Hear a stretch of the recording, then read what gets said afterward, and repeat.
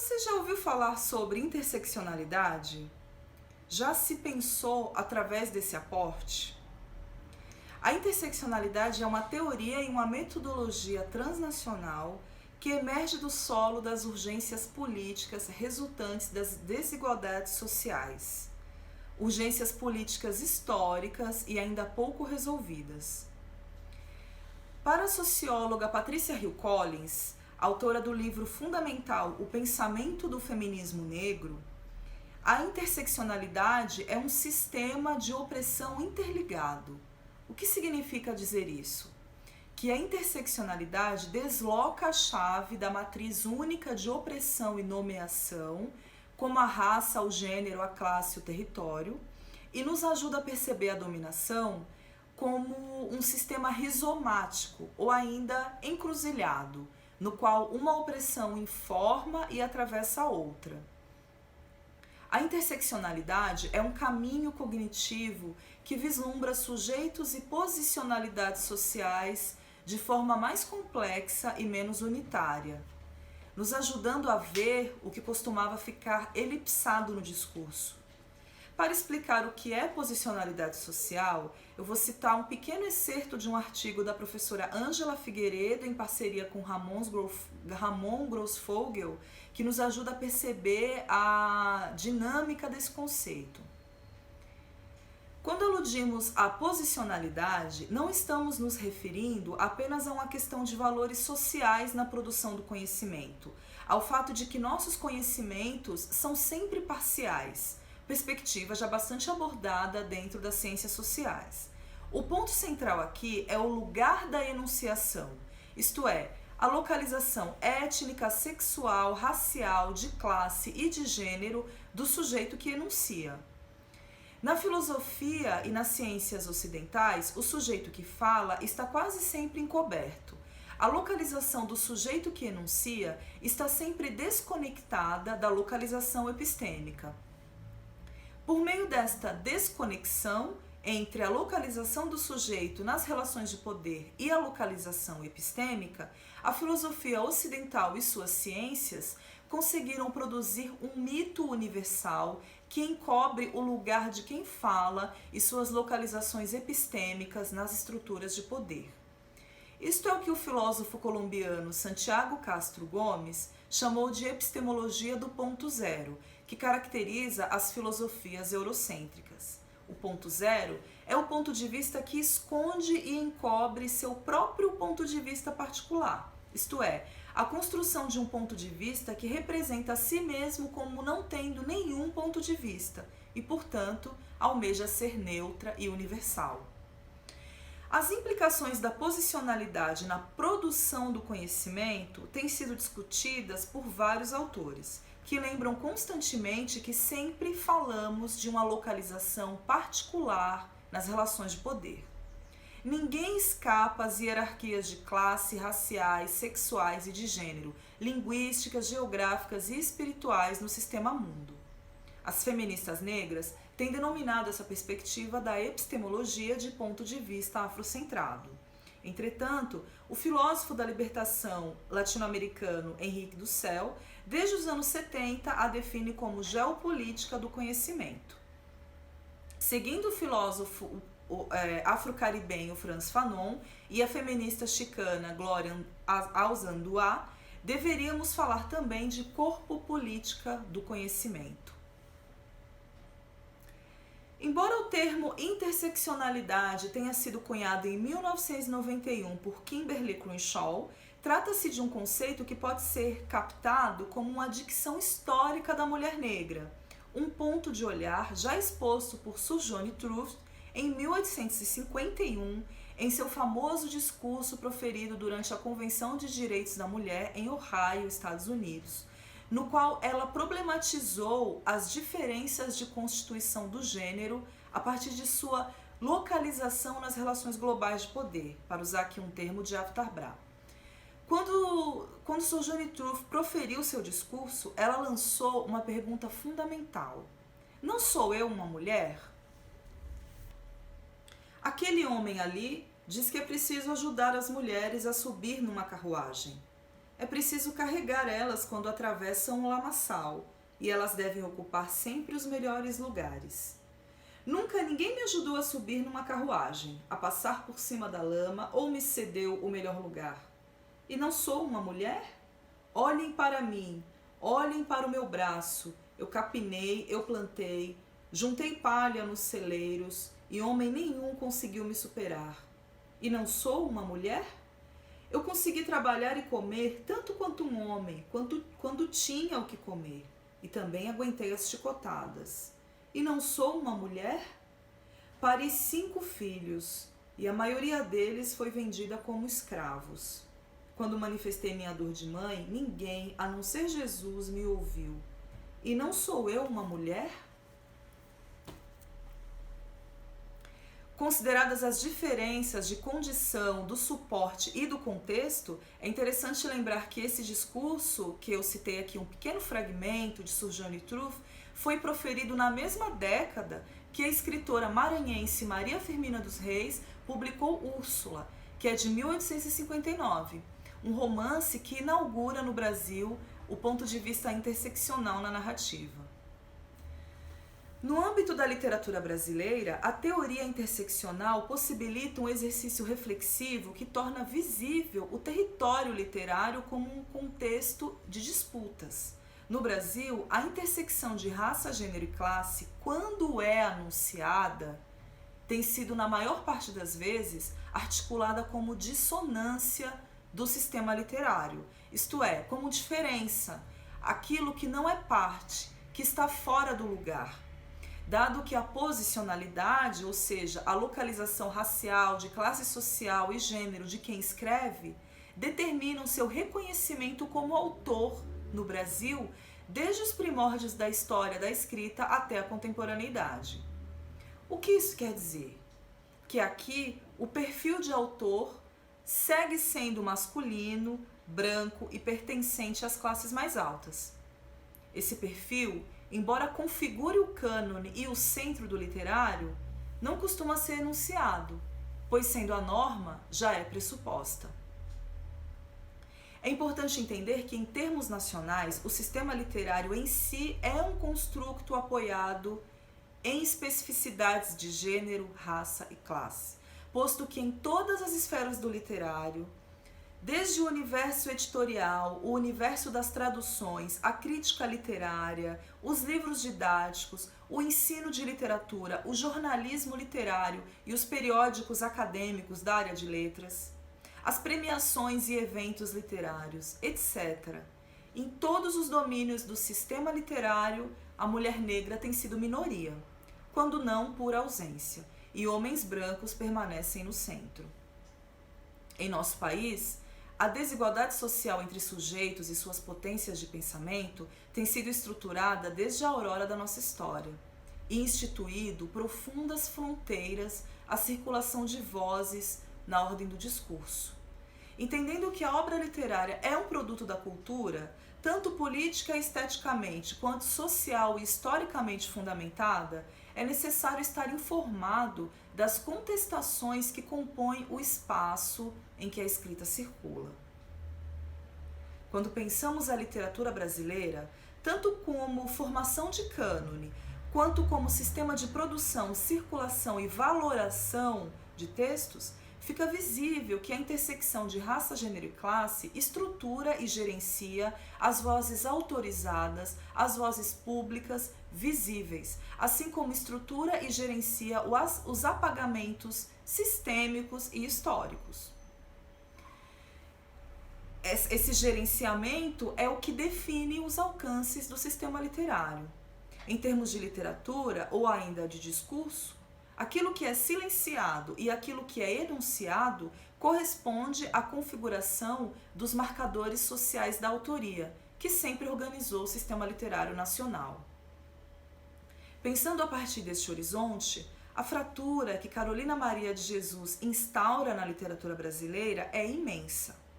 Sua presença sacudiu estruturas e ainda o faz, porque ainda hoje uma mulher negra com pouco poder aquisitivo não corresponde ao que o imaginário brasileiro entende como lugar de autor, de produtor de pensamento palavra e estética.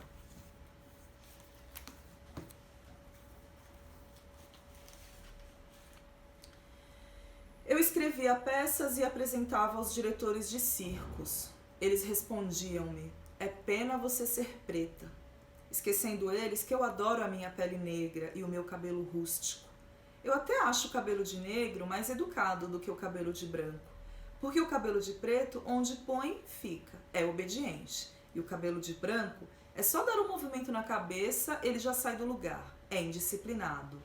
Se é que existe reencarnações, eu quero voltar sempre preta.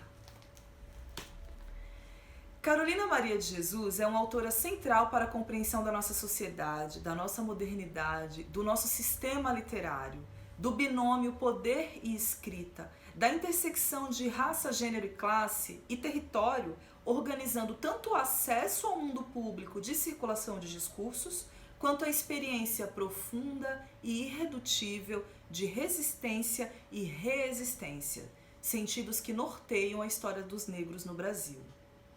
Uma autora que precisou lutar todo o tempo para realizar seu ideal, como ela gostava de dizer, a literatura.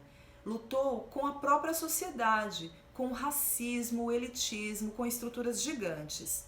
Essa luta, como os demais eventos de sua vida, ela sintetizou em versos e em narrativas, mas principalmente o poema era sua forma predileta de elaborar formalmente suas experiências e reflexões. Através das rimas, Carolina sintetizava a vida, que já vinha na palavra estetizada através do seu ideal de poesia. Lembro quando mamãe dizia: aprende corte e costura, e eu, alegre, respondia: não, o meu ideal é literatura. Ela dizia: deixa de ser louca, minha filha. O que escapa da rima, ou seja, a fala da mãe, corresponde àquilo que a sociedade, de modo geral, impunha como materialidade ao exercício intelectual e artístico de mulheres negras, ou seja, o silenciamento. A resposta que soa familiar na voz da mãe, que diz para a filha deixar de ser louca, está informada pelo imaginário social, que entende que uma mulher negra, pobre e escritora desafia a própria lógica e a normalidade operantes.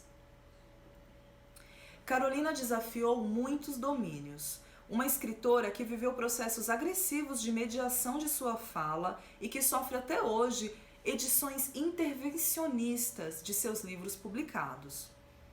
Carolina alçou sua voz no discurso literário em um contexto histórico permeado pelo apelo ao progresso, ao desenvolvimento e à modernização.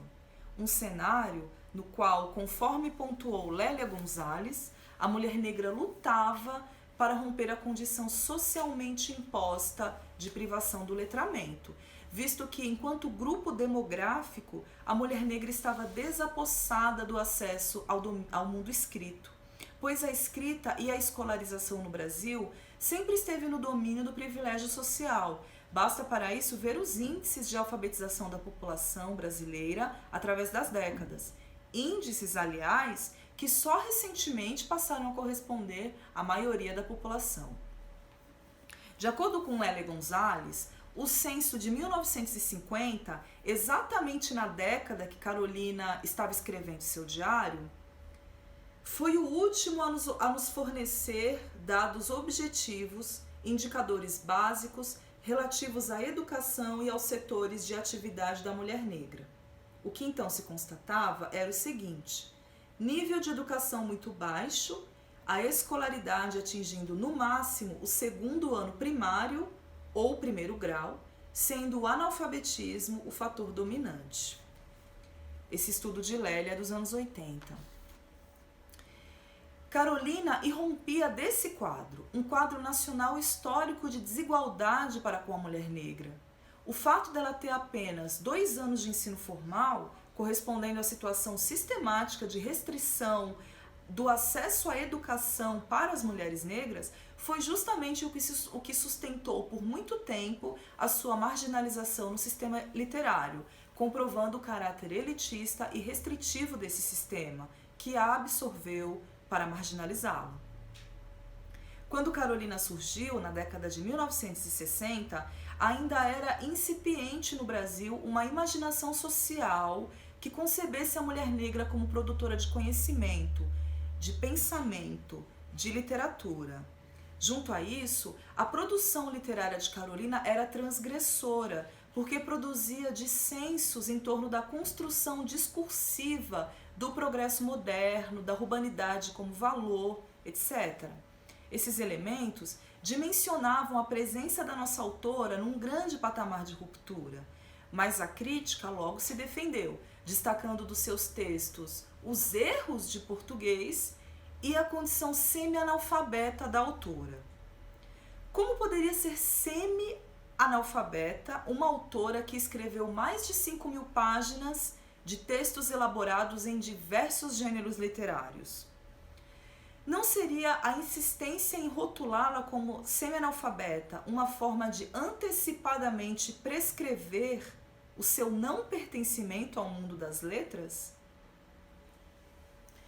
A educação pública, que sempre foi e é mais que nunca uma arena de luta, e o acesso ao letramento e a possibilidade de realização, publicação e circulação literária de mulheres negras, é uma pauta central da atuação hoje de quem entende o sistema literário como um campo de disputas, no qual se assume que mesmo aquilo que eleva-se à esfera do símbolo, do valor e da representação resulta de choques no campo de forças do jogo social.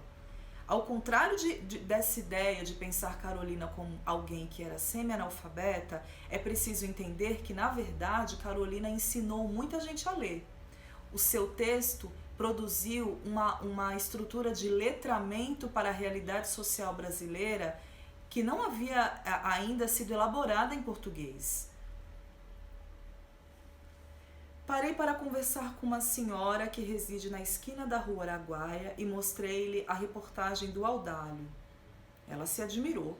Disse-me que ouviu dizer que escrevo, mas não acreditou, porque eles pensam que quem escreve é só as pessoas bem vestidas. Na minha opinião, escreve quem quer. Assim falou Carolina Maria de Jesus. O que significa pensar a mulher negra como autora de literatura hoje? O que significa pensar hoje o texto de Carolina Maria de Jesus para fora das tramas coloniais? Carolina é autora de uma tessitura textual que, com contornos estéticos próprios, plantou na raiz da ordem discursiva em português a declinação contraditória, multiforme, despistadora, como disse Guerreiro Ramos. O verbo de Carolina emerge da margem e reescreve, reelabora o centro. Diante de um sistema literário profundamente classista, masculino e eurocêntrico, Carolina fora sempre taxada como a favelada que escreve, e o seu aparecimento no mundo das letras gerou espanto e espetacularização. Passagens que ela própria registrou nos seus diários.